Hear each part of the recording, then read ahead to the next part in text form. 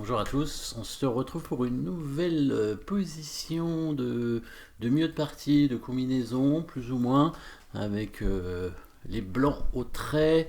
Dans cette position, on voit tout de suite le cavalier attaqué au centre par le pion central en D5. Ici, égalité matérielle, avec simplement une position d'attaque un peu plus forte pour les blancs, même beaucoup plus forte grâce à la batterie fou et dame en direction du pion juste devant le roi. Et il n'y a que le fou qui est là en défenseur pour protéger ce pion justement. Enfin avec le roi bien entendu, mais si le fou n'était pas là, la dame évidemment prendrait le pion et ce serait tout de suite échec et mat. Donc première chose à voir très rapidement ici, ce sont bien sûr les coups forcés.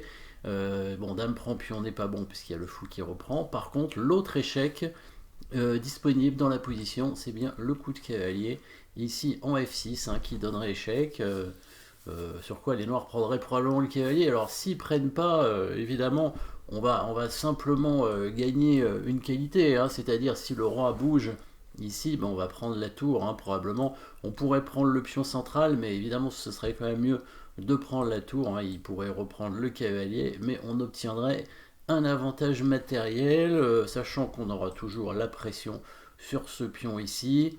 Les deux pions ici sont un peu faibles, ça s'appelle des pions pendants, ça. Des pions pendants, ce sont des pions qui sont sur deux colonnes semi-ouvertes et qui ne peuvent pas être protégés par d'autres pions à côté d'eux. Donc il y a aussi deux colonnes semi-ouvertes du côté des noirs.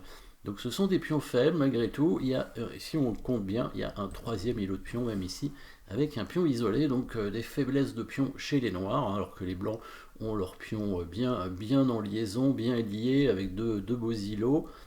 Et donc une qualité de retard, les blancs qui pourraient par exemple pousser ce pion pour éviter l'attaque de la tour et ainsi fixer les pions faibles. La position serait largement en faveur des blancs ici, pas gagnante tout de suite, mais enfin si elle est gagnante, mais il faut encore jouer des coups précis pour arriver à gagner, mais ça devrait aller.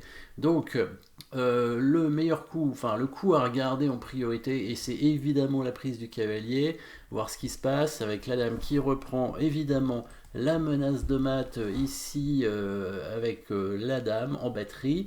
Les noirs qui ne peuvent pas bouger leur fou pour parer le mat, il n'y a rien à faire. Pousser le pion au milieu, ce serait évidemment le coup à regarder pour essayer de bloquer le fou sur la diagonale. Sauf que là, voilà, on va faire une élimination de la défense ou destruction de la chaîne de pions, plutôt en sacrifiant la tour, parce que c'est le fou qu'on veut garder, afin de conserver le fou pour l'attaque de mat ici, avec le coup de dame en H8. Un dernier coup à regarder avec le coup de roi qui peut partir. Dans l'idée, si la dame fait échec, le roi peut essayer de s'enfuir et après il s'échappe peut-être, même si on doute que ce soit très bon pour les noirs, mais ça peut se jouer quand même. Et les blancs ont quand même donné pas mal de matériel. Il y aurait un coup beaucoup plus précis évidemment à jouer dans cette position que vous pouvez essayer de rechercher d'ailleurs en mettant la pause. Évidemment, je vais pas demander de rechercher avant parce qu'il y avait quand même pas mal de coups à calculer, mais ici à partir de maintenant ça devient tout à fait envisageable de trouver le bon coup qui permettra de bloquer la sortie du roi. La petite pointe pour les blancs qui est de pousser ce pion tout simplement. Et oui, un pion ça peut être très fort en attaque aussi. Protection sur ces deux cases, les deux cases de fuite du roi. Et ici, le roi est mat, je pense, pratiquement imparable. Ou alors il faut donner beaucoup de matériel, c'est-à-dire la tour en E5 et ensuite la dame, ce qui fait évidemment trop. Les blancs resteront avec une dame en plus, avec en plus pas mal de pions d'avance. Voilà, si les noirs font un autre coup, n'importe lequel, par exemple ça, disons, on peut proposer un échange de dames. Les blancs font échec ici, le roi est obligé d'aller là, et la petite pointe, l'échec maintenant.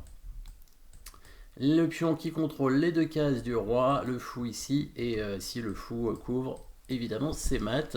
Les noirs qui avaient aucune façon de parer ici, autrement que donc en donnant la tour et la dame.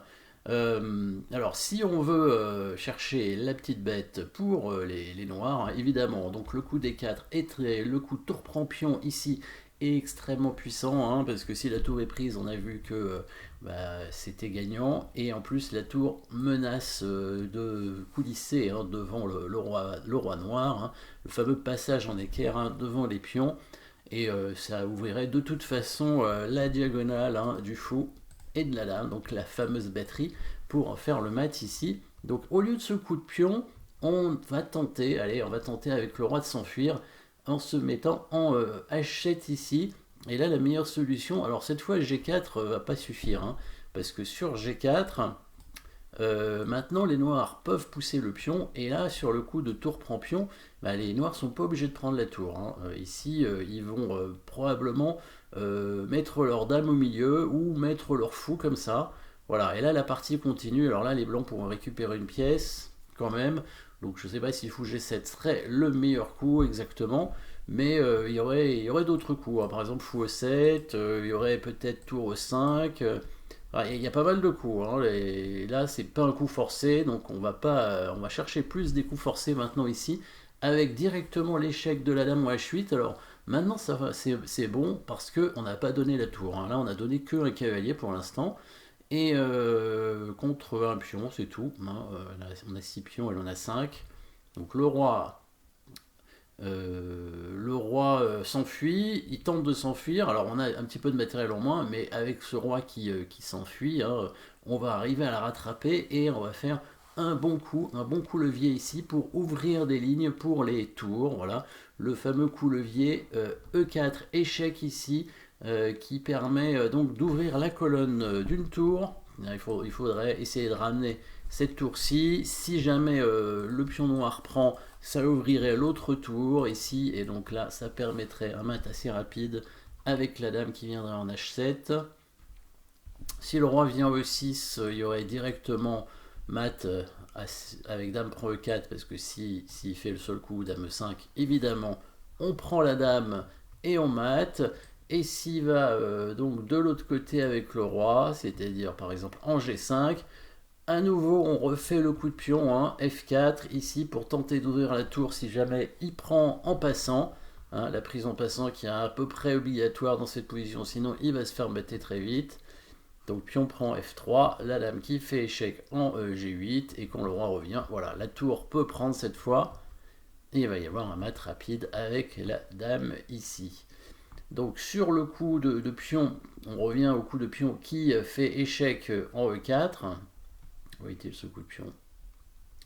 On va le trouver, voilà, E4 échec, il est ici. Alors, il y avait d'autres options pour les noirs, c'était la prise de la tour. Prise de la tour pour essayer de conserver ce pion en défense et bloquer la tour blanche. Et là, la petite pointe, c'est le petit coup F3 qui attaque la tour ici. Donc tout simplement en chassant la tour, et pour protéger cette case, à quoi elle va servir cette case? Si jamais la tour revient sur cette colonne, et c'est la dame qui s'installe sur cette case et qui donne échec et mat, hein, parce que il y a le fou qui défend les cases du roi sur la diagonale. Et si la tour tente de rester sur la 4e rangée, donc la seule case disponible c'est ici, le pion va simplement attaquer la tour, et la tour n'aura plus de cases sur cette rangée. La tour va être perdue à cause du mat ici. Voilà, donc du coup, qu'est-ce qui reste? Le roi qui doit descendre, et on prend le pion, et on va ouvrir les colonnes du roi avec l'attaque qui va continuer ici, hein, avec la dame, le fou, les 2 tours, et les blancs qui ont récupéré un pion, qui ont une attaque très forte ici. Voilà, une suite possible pour être quelque chose comme ça, échec, et éventuellement ici on pourrait avancer le pion, ou continuer à faire échec comme ça, et renforcer la position. Le roi qui ne peut pas se mettre ici parce que sinon il y aurait cette fourchette, et s'il se met là, il y a le fou qui arrive pour faire une enfilade dame-roi. Donc ici, attaque extrêmement forte, hein. On voit que le roi noir qui commence à sortir ici. En tout cas, c'est ce très bon coup, hein, de pion qui est important aussi à voir, qui nous permet d'ouvrir les lignes pour les tours. et de continuer l'attaque. Hein. Le roi qui sort ici, ça vaut largement une pièce sacrifiée, surtout qu'on récupère un deuxième pion, donc on n'a pratiquement pas de matériel en moins, hein.